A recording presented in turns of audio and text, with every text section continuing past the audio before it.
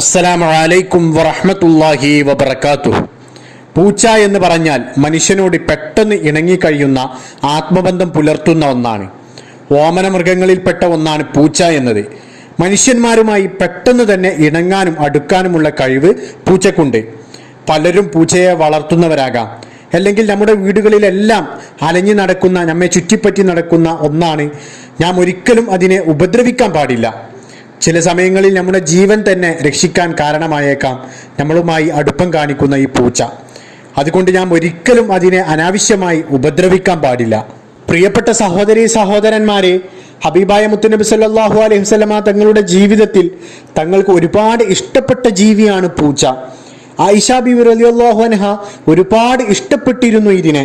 ഒരിക്കൽ ആയിഷ ബീവി റളിയല്ലാഹു അൻഹ തൻ്റെ കൂട്ടുകാരികളോടൊപ്പം ഭക്ഷണം കഴിക്കുമ്പോൾ പൂച്ച വന്നിട്ട് ആ ഭക്ഷണത്തിൻ്റെ ഒരു ഭാഗത്ത് നിന്ന്